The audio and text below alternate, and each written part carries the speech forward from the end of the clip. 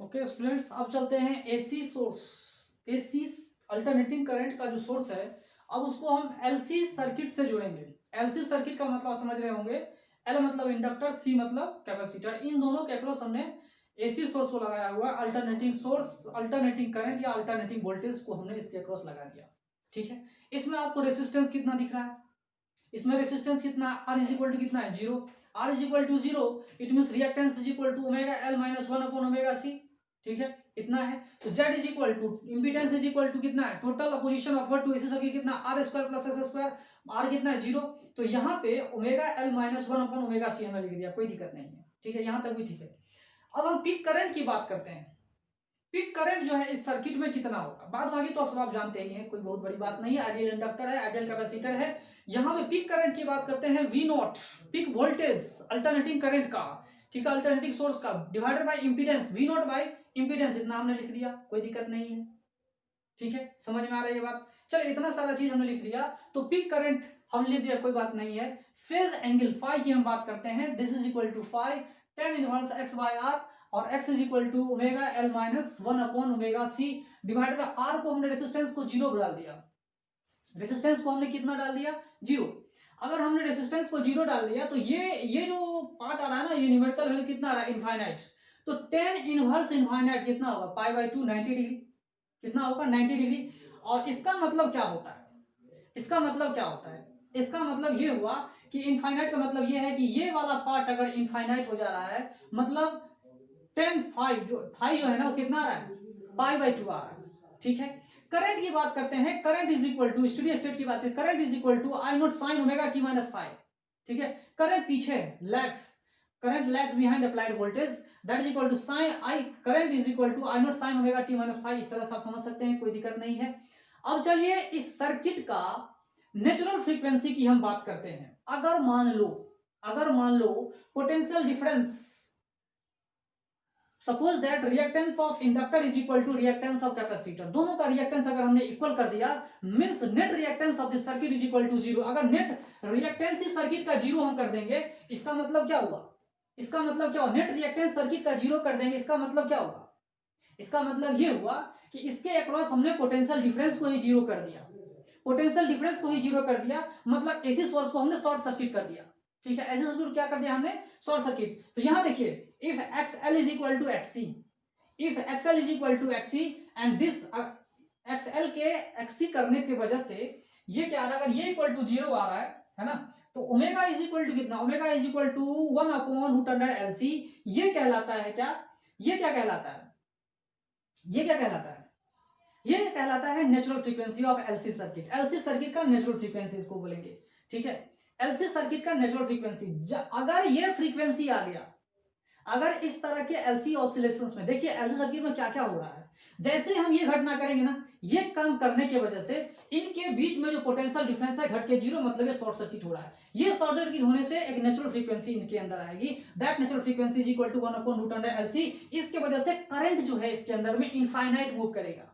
इसी सिचुएशन पे करंट कितना है, इनफाइनाइट, बहुत ज्यादा large amount of current is flowing at this situation. इस सिचुएशन में बहुत ज्यादा करंट फ्लो कर रहा है, infinite, due to impedance equal to zero.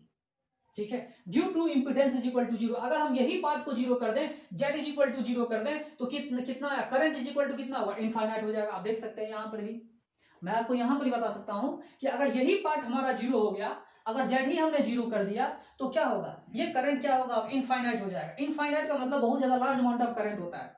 ठीक है, तो एक सिचुएशन है जब करंट की एम्पलीट्यूड बहुत ज्यादा हो जाती है, इनफाइनाइट हो जाती है, due to zero impedance. Zero impedance की वजह से जो करंट एम्पलीट्यूड की वैल्यू बहुत ज्यादा हो जाती है, ऐसे सिचुएशन को हम रेजोनेंस कहते हैं। उस ऐसे सिचुएशन को हम क्या कहते हैं, रेजोनेंस कहते हैं। ऐसे फिनोमेनन को हम रेजोनेंस कहते हैं। इस डिफिनेशन को और समझिए, if the natural frequency of LC circuit, if natural frequency of LC circuit is equal to the frequency of applied voltage, that is equal to frequency of the applied voltage, it means the circuit is in resonance। Circuit क्या है, resonance में है। यहां देखिए current and angular frequency omega से हमने circuit draw किया है, तो जब ओमेगा नोट हो जा रहा है, जब ओमेगा ओमेगा नॉट हो जा रहा है तो ये करंट क्या हो रहा है, इनफाइनाइट। यहाँ देखिए, यहाँ इस सिचुएशन पे देखिए करंट इनफाइनाइट हो जा रही है, और इनफाइनाइट होने पर दो तरह का ग्राफ आ रहा है, दो तरह का ग्राफ आ रहा है। ये सिचुएशन क्या है, omega is less than omega naught, ये वाला पार्ट जो है वो क्या बता रहा है, omega is less than omega naught. ऐसे सिचुएशन में जब फ्रीक्वेंसी नेचुरल फ्रीक्वेंसी से कम आ रही है तो करंट धीरे धीरे धीरे धीरे घटते हुए जीरो जा रही है। मतलब देखिए यहाँ पे ग्राफ को समझिए, अगर हमने जैसे जैसे फ्रीक्वेंसी को बढ़ा रहे हैं वैसे वैसे करंट क्या हो रहा है, बढ़ रहा है। जैसे फ्रीक्वेंसी को बढ़ा रहे हैं करंट बढ़ रहा है, बढ़ते बढ़ते बढ़ते बढ़ते बढ़ते इनफाइनाइट में पहुंच रही है। इनफाइनाइट में पहुंच जाती है कब, जब नेचुरल फ्रीक्वेंसी पे आपकी जो अप्लाइड वोल्टेज, अप्लाइड फ्रीक्वेंसी जो है वो नेचुरल फ्रीक्वेंसी पे आ जा रही है, एलसी सर्किट के नेचुरल फ्रीक्वेंसी पे आ जाता है, तब ये कहानी हो रही है। इस कहानी को हम लोग रेजोनेंस कहते हैं। इस कहानी को हम लोग क्या कहते हैं, रेजोनेंस कहते हैं। ठीक है, रेजोनेंस मतलब होता है कि large amount of current produce हो रही है, बहुत ज्यादा करंट प्रोड्यूस हो रही है। ठीक है, एक पार्टिकुलर फ्रीक्वेंसी पे, एंगुलर फ्रीक्वेंसी पे, तो उसको हम लोग क्या बोलते हैं, इस फिनोमेनन को हम लोग रेजोनेंस कहते हैं। ये रेजोनेंस एलसी सर्किट वाला है। ठीक है, फिर देखिए अगर ये वाला पार्ट अगर आप देख रहे हो, ओमेगा ओमेगा जो है अब ओमेगा नॉट से बढ़ के हो रही है, ऐसे ऐसे सिचुएशन में अब जो करंट है वो इनफाइनाइट से धीरे धीरे घटते घटते घटते घटते घटते घटते कितना पे जा रहा है, जीरो पे जा रहा है। यही ये ग्राफ बता रहा है, यही ये ग्राफ बता रहा है। इस ग्राफ का मतलब समझिए कि इस ग्राफ में जेड वर्सेस, अगर आपने कहीं पे बहुत सारे जगहों पे जेड को लिखा होगा ना, अगर हमने जेड को यहाँ लिखा तो इससे आप ये समझिए कि पहले पहले क्या होता है, पहले पहले क्या होगा, ये करंट बढ़ेगी, जैसे से एंगुलर फ्रीक्वेंसी बढ़ा रहे हैं करंट क्या होगी, बढ़ेगी बढ़ेगी बढ़ेगी, और पिक करंट बहुत ज्यादा हो जा रहा है, बहुत ज्यादा हो जा रहा है, बहुत ज्यादा हो जा रहा है, इनफाइनाइट करंट भी हो, इनफाइनाइट करंट हो जा रहा है। ठीक है, ऐसे सिचुएशन क्या बोलते हैं, रेजोनेंस कहते हैं। फिर देखिए इधर इधर अगर एंगुलर फ्रीक्वेंसी कम कर रहे हैं तो ग्राफ क्या हो रहा है, धीरे धीरे करंट घटते घटते घटते घटते जीरो पे हो जा रही है। अगर हमने अब आधे पार्ट में अगर हमने फ्रीक्वेंसी को नेचुरल फ्रीक्वेंसी से कम कर दिया तो, सॉरी ज्यादा कर दिया तो, अगर अप्लाइड फ्रीक्वेंसी को नेचुरल फ्रीक्वेंसी से ज्यादा कर दिया तो ये कहानी हो रही, करंट धीरे धीरे घटेगी। तो ग्राफ हमारा इस तरह से ये हमने बता दिया। ठीक है, ओमेगा जहां पे ओमेगा नॉट की वैल्यू है, जहां पे ओमेगा नॉट की वैल्यू है 1/√100 LC, ये देखिए, तो ये करंट वर्सेस ओमेगा, ये करंट वर्सेस ओमेगा, ये आप समझ सकते हो, कोई दिक्कत नहीं है। तो पीक करंट की बात करें, पीक करंट की आई नॉट का भी बात कर सकते हैं, यहाँ पे है ना करंट बढ़ रही है, तो इस तरह से हमने इसकी बात की।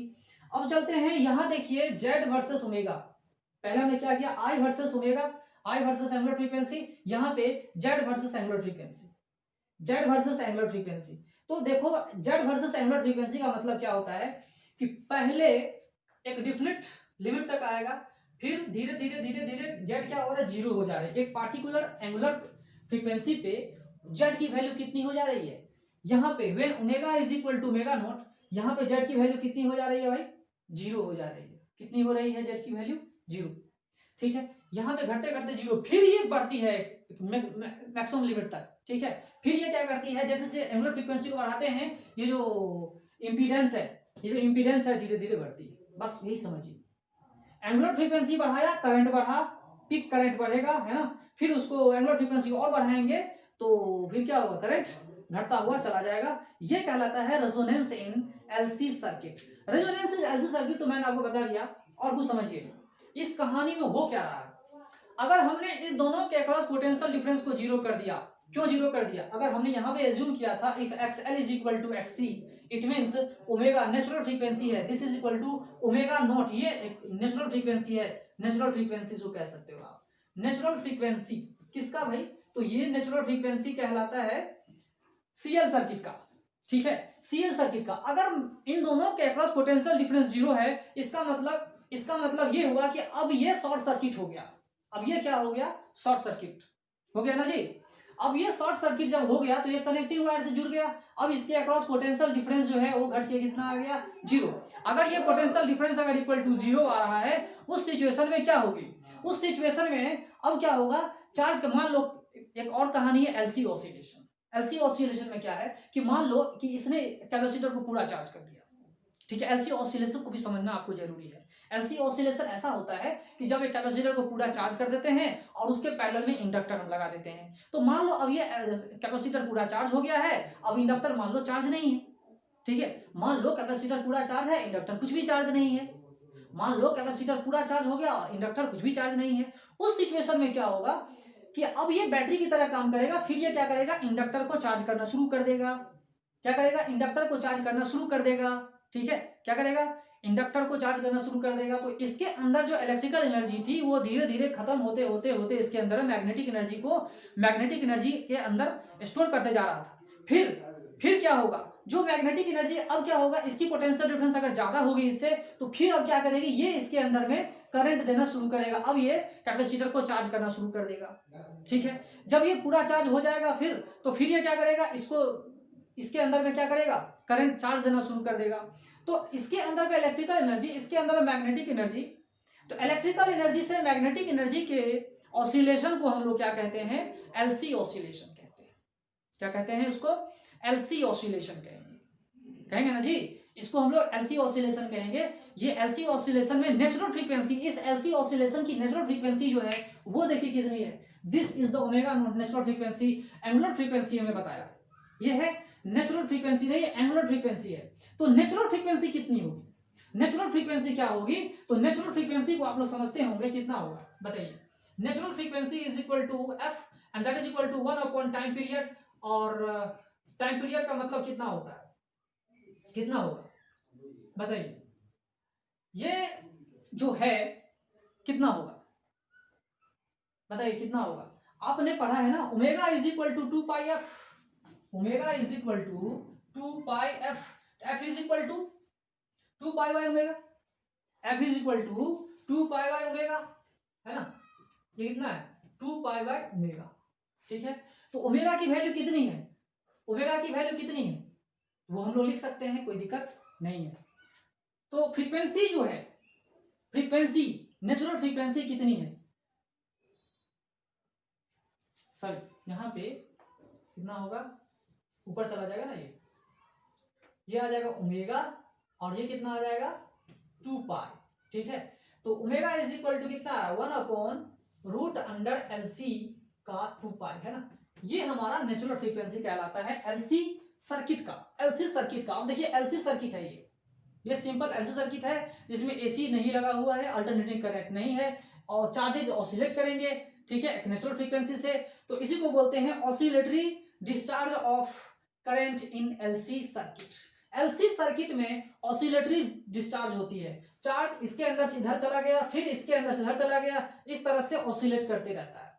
ठीक है, जब इसके अंदर पोटेंशियल डिफरेंस घटा तो इसके अंदर बढ़ा, फिर एक पार्टिकुलर घटते घटते घटते घटते ज्यादा, जब इसके अंदर ज्यादा हो जाएगा, फिर क्या करेगा, करंट को देना शुरू कर देगा, फिर ये इस तरह से एनर्जी का क्या होता है, ऑसिलेशन होती है। ठीक है, तो ऑसिलेशन का मतलब समझ गए होंगे। मान लीजिए इसको मैंने ऊपर से नीचे गिराया, ठीक है, ऊपर से नीचे गिराया मतलब मैकेनिकल एनर्जी कंजर्वेशन लग रहा है, यहां भी एनर्जी कंजर्वेशन लग रहा है। तो एनर्जी कंजर्वेशन का मतलब यह है कि इसके अंदर में इलेक्ट्रिकल एनर्जी स्टोर है पहले से, इसके अंदर मैग्नेटिक एनर्जी स्टोर है, तो इसके अंदर जो इलेक्ट्रिकल एनर्जी स्टोर है वो खत्म होते होते होते इसके अंदर मैग्नेटिक एनर्जी में चला जा रहा है। और जब इसके अंदर पोटेंशियल डिफरेंस इससे ज्यादा हो जाएगा तो फिर क्या होगा, मैग्नेटिक एनर्जी धीरे धीरे खत्म होकर के इलेक्ट्रिकल एनर्जी में तब्दील हो जाता है। फिर electrical energy magnetic energy, magnetic energy electrical energy में। इस तरह के ऑसिलेशंस को हम लोग एलसी ऑसिलेशन कहते हैं। ठीक है, इस तरह के ऑसिलेशन को हम लोग क्या कहते हैं, एलसी ऑसिलेशन कहते हैं। ठीक है, नेक्स्ट वीडियो में आपको बताऊंगा resonance in LCR circuit. LCR circuit को हम लोग और डिटेल में पढ़ेंगे in next video. Okay, be happy and be healthy.